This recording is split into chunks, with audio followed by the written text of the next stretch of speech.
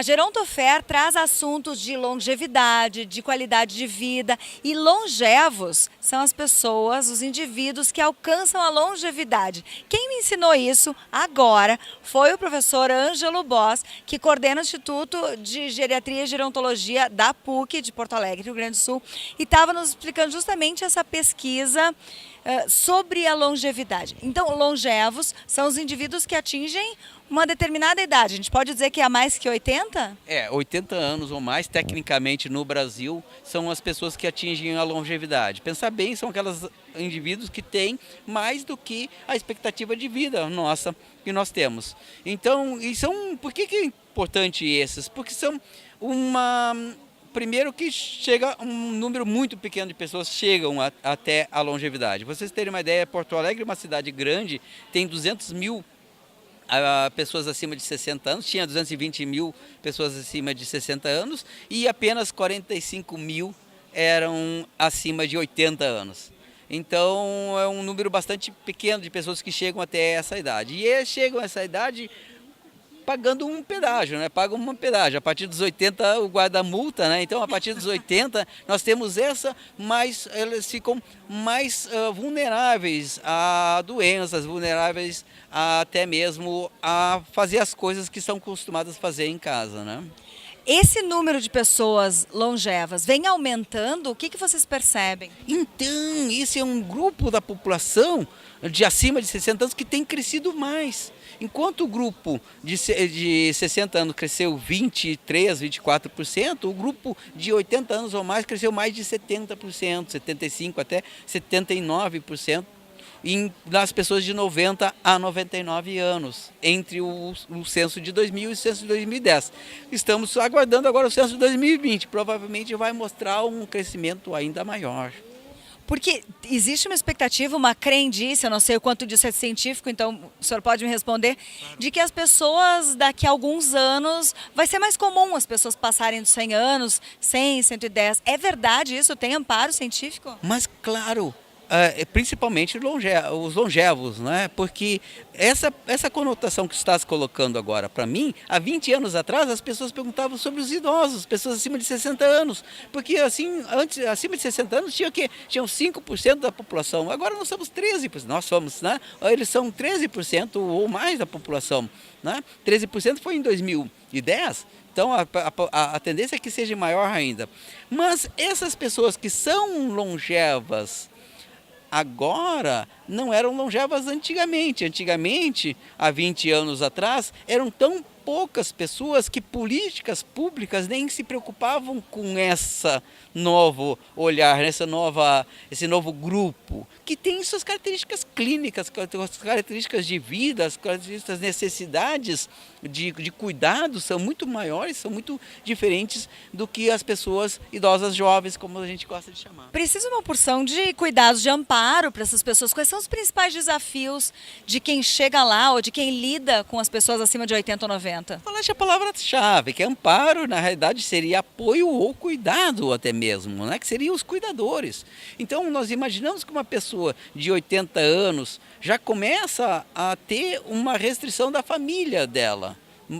Interessante que essas pessoas, como elas são especiais, elas acabam se mantendo vivas, até mesmo perdendo familiares. Então, às vezes, começa a perder os familiares que poderiam estar dando cuidado para ela.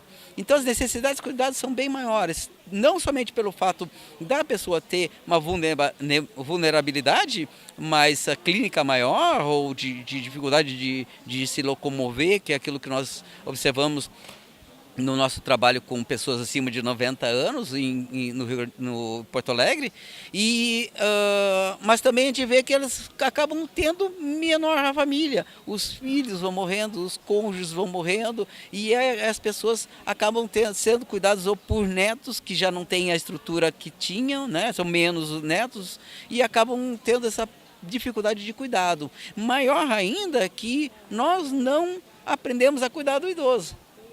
Nós não podemos cuidar, não sabemos cuidar do idoso, nós não sabemos cuidar do longevo principalmente. Não somente a nível de cuidado em casa, como também a nível de cuidado dos serviços de saúde. O serviço de saúde, e é uma das coisas que nós chegamos na nossa pesquisa, os serviços de saúde não estão preparados para essa nova população que está crescendo. E é possível a pessoa chegar lá com 80, 90 e precisar menos desse serviço, ou seja, chegar com uma qualidade de vida melhor? O que o senhor daria de dica para quem pretende chegar na longevidade e tentando manter uma qualidade de vida ainda? O que é possível fazer como prevenção, enfim? Isso, várias coisas podem ser feitas. A gente sabe muito bem que essa vulnerabilidade, essa dependência, ela não é aleatória. Eu não ganho uma dependência como por azar, o meu que tive isso. Não, existem fatores de risco que a vida saudável nos ajuda bastante a nos manter, alimentação, atividade física, mas também a gente nota que o longevo, que é o mais alegre, mais comunicativo e que tem uma vida social maior, é o longevo que vai conseguir atrair mais cuidado para ele. E ele vai ser mais estimulado pela sociedade, pelo ambiente que ele está. Então essa questão dele ser uma pessoa até mesmo jovial, no sentido de ser uma pessoa alegre, conversar e ter amizades, ajuda ele a se manter saudável. É aquela ideia de que a pessoa pode se manter jovem na mente, né? Por que não? É a questão da jovialidade, né? A jovialidade, ser jovial não necessariamente esteja relacionado com a idade. Tem tanta gente jovem que é carrancuda, tem tanta gente que já de mais idade que é mais alegre e mais comunicativa.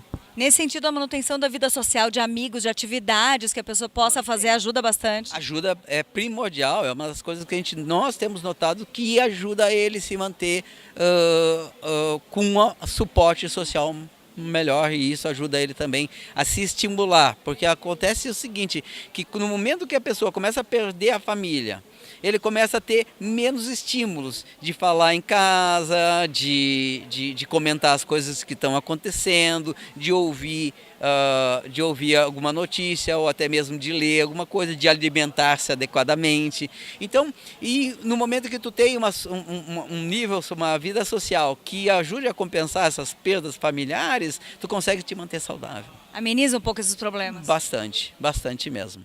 Aqui junto conosco também está a Andréia Mirândola, que trabalha com esse grupo de pesquisa na PUC e é enfermeira e estuda essas questões da longevidade. Andréia, que colaboração tu tem para essa conversa que a gente está tendo? O que tu observa na pesquisa que vocês fazem? Assim, ó, só voltando um pouquinho em relação ao histórico do Ampau, é bem interessante, porque quando eu tive o prazer de conhecer o professor Ângelo, quando eu estava fazendo a minha residência em saúde da família lá na PUC, e isso já faz um tempo, né, eu acho que quase uns 10 anos, não sei bem. E aí o que a gente identificou naquela época? Porque a gente aguardava os longevos chegarem no ambulatório. E começou a ficar difícil, não, mas então a gente conseguiu um transporte para buscá-los. Não, mas aí eles não iam também. Então a gente começou a identificar, será que eles não estão vindo porque eles não têm saúde? Ou porque eles acham que não precisam vir? Enfim, aí a gente começou a mudar um pouquinho o formato. Aí se criou o Ampau, né, com atendimento multiprofissional ao longevo. E aí a gente começou a ir no domicílio. E aí, para nossa surpresa, a gente achava, será que ele tá tão vulnerável, tá tão precária a saúde dele que ele não está conseguindo chegar no ambulatório? E para nossa surpresa, não. Tinha muitos que estavam bem, obrigada. E diziam isso, não, eu não fui porque eu não quis ocupar o lugar de alguém que pode estar precisando mais que eu. Então, a gente encontrou dois tipos, né, de longevos. Os que estavam bem e não iam por isso, e os que estavam sem condições de ir mesmo, ou por questão de mobilidade, ou questão financeira, ou questão de alguma déficit cognitivo. Então a gente identificou essas questões e aí a partir daí então se criou esse projeto de pesquisa que é o Ampau, que é um projeto muito interessante e que presta essa assistência e também trabalha com a pesquisa com os longevos de Porto Alegre. E o que vocês têm detectado nessa população? Quais são as principais necessidades deles? Como eu te disse, é muito diferente, porque o envelhecimento ele é diferente, né? Quando a gente fala em envelhecimento, todo mundo envelhece igual, não. O envelhecimento ele é individual. ele é, enfim, muito intrínseco, tem muito a ver com o estilo de vida que a pessoa tem. Mas a gente percebe isso, reforçando o que o professor Ângelo falou, que as pessoas que têm um bom humor, elas permanecem vivas ainda. Então a gente acredita que a questão do humor seja muito importante e as pessoas que têm um apoio familiar e um apoio social também estão bem. Também percebemos pessoas que têm esse apoio, mas não estão bem por questões muito únicas, assim, muito particulares, que é a singularidade do envelhecimento, né? Então a gente não consegue generalizar, mas o que nos chama a atenção, assim, que a gente encontra as pessoas em melhores condições, que têm um bom humor, que é uma questão intrínseca, e que tem um suporte, que é um fator externo. Isso a gente percebe bem, assim. O professor Ângelo falou que às vezes a rede de saúde não está preparada para cuidar. Vocês trabalham nisso também, de imaginar mecanismos que possa qualificar essa rede de saúde, que ajude esses profissionais a atender melhor esse público? A gente, como eu te disse, a gente presta um serviço de assistência e de pesquisa. Então, o que a gente tenta? Depois que a gente faz essa avaliação no longevo, a gente dá um feedback, dá um retorno pro longevo e para os familiares e também tenta entrar em contato com a referência de saúde dele, que são os postos de saúde, o BS, enfim, de acordo com a localização que ele está. Então a gente tenta ter esse contato, só que, de fato, a rede, a gente sabe que ela não funciona, que ela é muito precária. Então a gente tenta fazer esse link, essa ligação, mas a gente tem muitas questões, né, problemáticas, que são as políticas públicas. Então a gente tem muitas políticas públicas voltadas para o envelhecimento que são lindas na teoria, mas na prática não funcionam. E isso depende de todo um sistema, né, político, social, econômico, que está cada vez pior, né? O nosso cenário atual está muito complicado em relação às políticas públicas. E isso com certeza está afetando muito a questão das políticas públicas voltadas ao envelhecimento também. Mas a gente tenta fazer o que pode, né? Que é ter isso, faz essa avaliação, dá um retorno para familiar, dá um retorno para o profissional que atende e... Pois, se os avanços não vierem do lado público, cabe ao indivíduo também tentar fazer a sua parte, tentar chegar numa idade avançada o melhor possível a partir da prevenção. Que é a questão que a gente trabalha muito, a questão do autocuidado. O autocuidado, ele é fundamental quando a gente fala em envelhecimento, quando a gente fala em viver. A pessoa também tem uma parcela de responsabilidade sobre a sua saúde. E isso a gente tenta trabalhar também com os familiares, com o próprio longevo e no nosso mundo ali acadêmico, né, em cursos que se dá, em palestras, sempre levando muito em consideração essa questão do autocuidado. Né? Tem uma parcela pública, tem uma parcela dos profissionais de saúde, tem uma parcela da própria pessoa que também, né, ela é responsável pela sua saúde. Isso a gente trabalha muito, essa questão, sempre que possível. Quem estiver envolvido com esse tipo de trabalho, que tiver alguém que precisa de informação, que quer cuidar e quer maiores detalhes, informações, vocês podem ajudar nesse sentido? Pode procurar o grupo de vocês na PUC? Sim, eu acredito assim, que o Instituto de Geriatria e Gerontologia é um centro de referência aqui no nosso estado, né, a respeito do envelhecimento, e o AMPAL, né, que esse é o atendimento multiprofissional aos longevos, que tem a coordenação do Dr. Ângelo Boas, é uma referência, ele está sempre de portas abertas, tanto para pessoas interessadas em pesquisar, em estudar essa questão do envelhecimento, como para acolher, assim, também uma pessoa que esteja em necessidade. Então, acredito que serão muito bem-vindos e acolhidas as dúvidas e as pessoas interessadas em trabalhar em parceria conosco. Que legal. Parabéns pelo trabalho, muito obrigada. Muito obrigada. Muito obrigada, professor. Obrigado. Só lembrando que nós temos um Facebook, então, que as pessoas podem entrar em contato conosco através do Facebook, que é longevidade/Ampal, AMPAL. E as pessoas podem entrar em contato, saber como é que nós estamos, o que nós estamos fazendo e opinando aquilo que a gente está fazendo. Muito obrigada.